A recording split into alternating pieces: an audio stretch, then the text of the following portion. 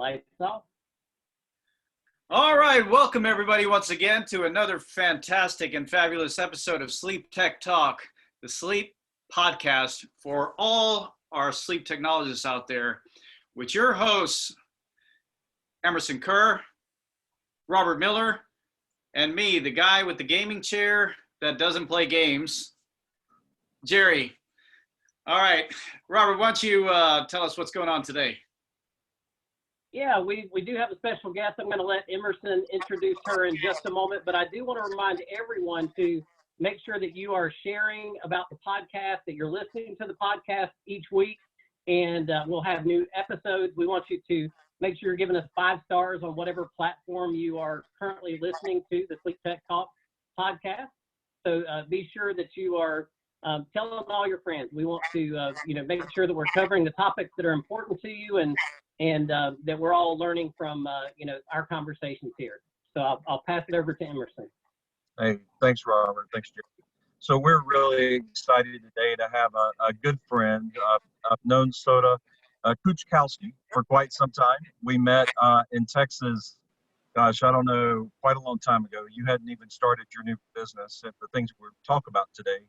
But just a little bit about Soda before we get started. She is from the big city of Buffalo, New York, has a very beautiful family. She is a sleep health educator, a certified sleep coach, the founder of Start With Sleep. She's an instructor with the coach certification program with the International Parenting and Health Institute. She's been a sleep medicine consultant, a sleep and wellness centers business development manager and director of marketing and business development for another company. So Soda's been around the block a bit in sleep medicine, done a little bit of everything like the three of us have. So Soda, I thank you for coming, and I'm going to hand this back over to Robert to get us started. Thanks. Thanks for having me. Yeah, so absolutely. Soda, we're so happy to have you with us today. And I think probably the first thing to do would be just to, have us tell us a little bit about yourself, how you got into sleep medicine, and we'll kind of jump into a few of the topics that we want to cover with you today. Absolutely. So I entered into the field of sleep medicine through my past education experience. So I have a BA in communications and marketing, and I have a master's in education. I have always been in different types of sales positions, and I actually came across the position of diagnostic sleep consultant through someone I had met kind of randomly at a party that I was attending, and he told me about the fact that he worked in sleep, and I was so interested in it. He was like, if I ever decide to change, kind of like my career pathway, I'm going to give you a call and I'm going to put you up for this position. So sure enough, 3 months down the line, he decided to go into pharmaceutical sales, and I was offered the opportunity to come in and interview, and I accepted the job. And just like, anything that you're selling, you need to be able to create value. And in value, you have to be able to educate. And I just fell in love with the sleep industry. And Emerson knows I come from a very unique path because, not only working in sleep medicine, I was supporting and educating physicians' offices and community organizations, doctors' offices in regards to, undiagnosed sleep disorders, the risks, and I represented a facility that provided testing for them. But I also was working for a lab that ran the fellowship program for sleep medicine locally out of the University of Buffalo. So I had the opportunity to work not only under my medical director directly, trying to convince a lot of these doctors to become sleep doctors, but also to work under the different specialties of pulmonology, neurology. I was able to work directly with respiratory therapists. In New York State, we're not allowed to have our testing facility and our durable medical equipment be one and the same. So I was able to work with those separate entities. So I've been able to take a very unique path in learning all of the kind of different things about sleep. And then, I found kind of like the voids that I saw. I really loved the idea of public health education, and that's where, the inspiration for my business came. So Soda, you have forged sort of go ahead, George. No, go ahead, Robert.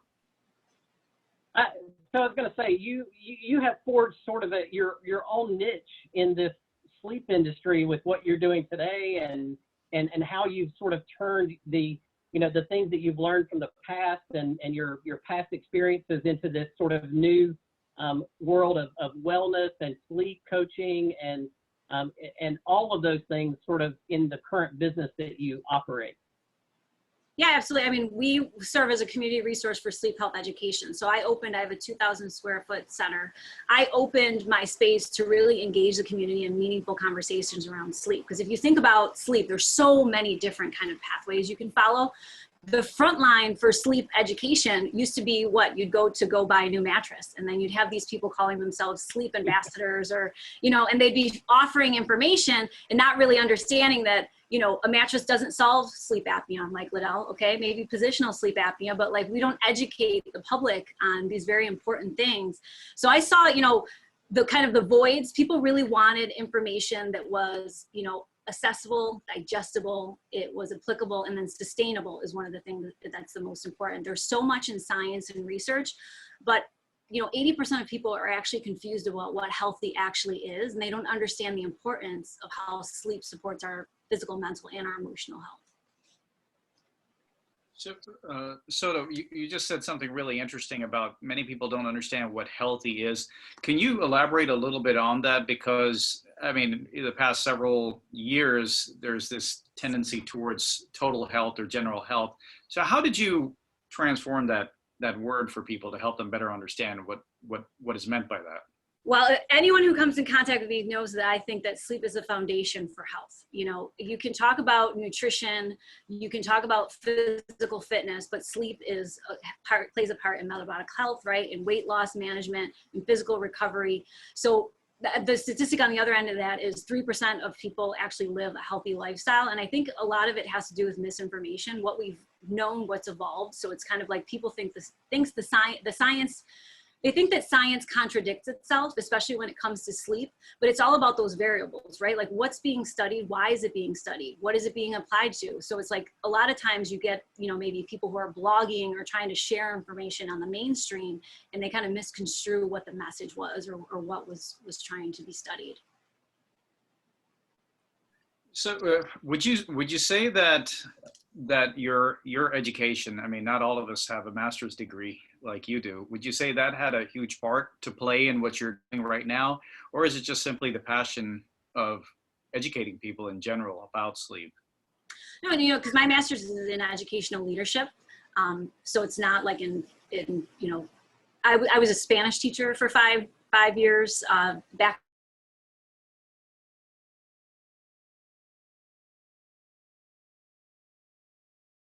Played a huge role in it.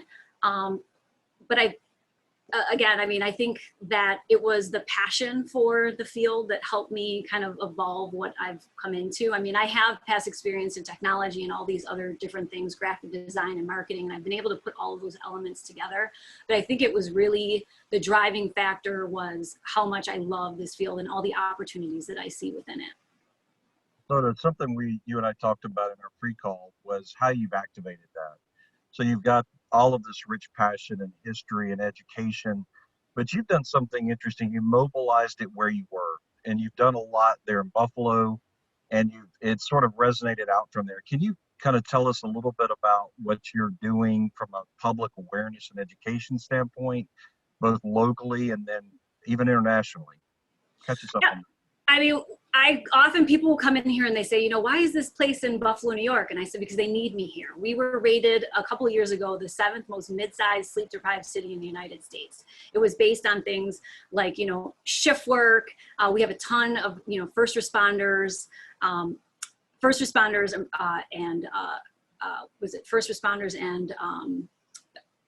protective services. So I work with like the correctional officers, police, firefighters.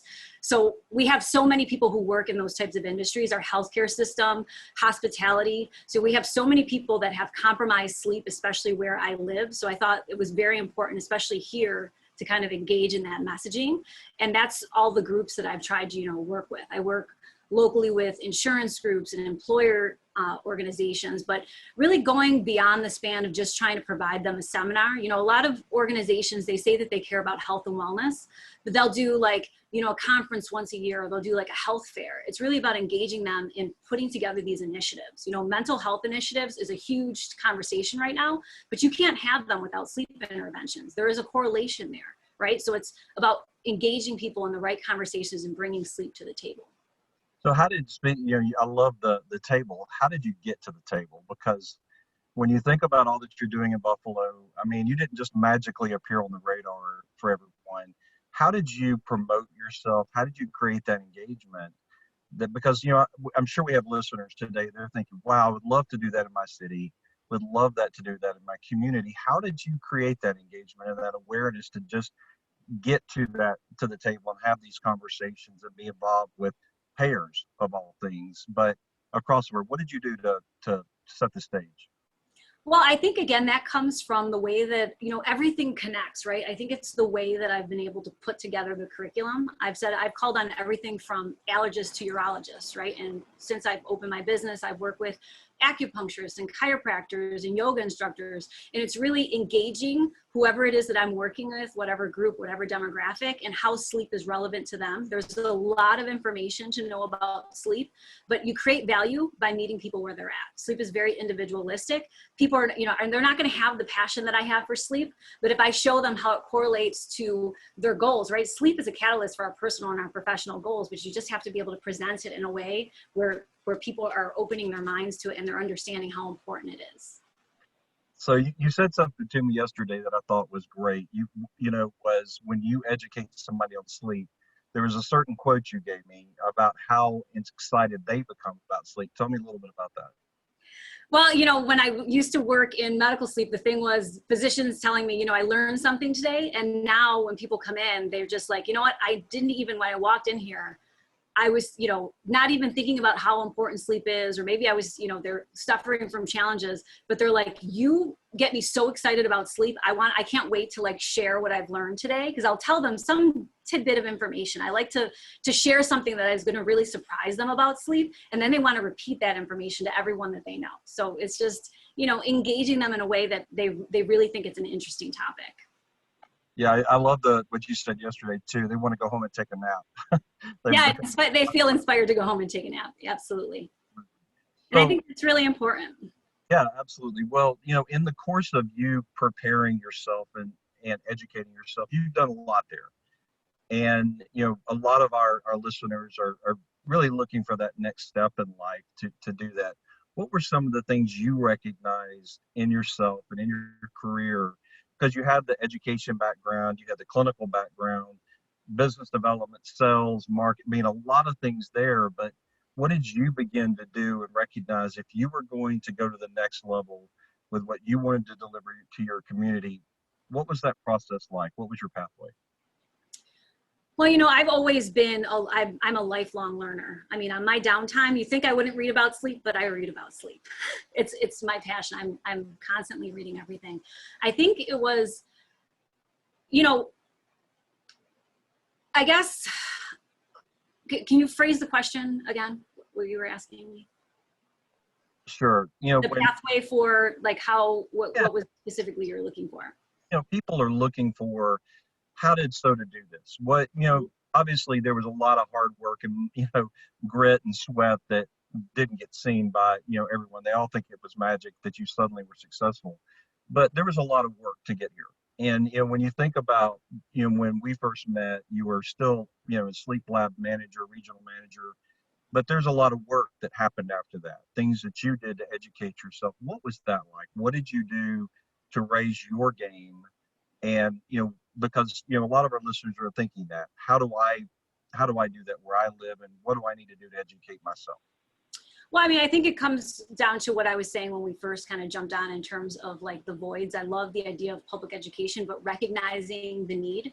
So even with things like the first responders and the protective services that I work with, sleep might not be the first thing on their mind, right? But if these guys are working, you know, 3 days in a row, they're not sleeping at all, like that compromises your mental health.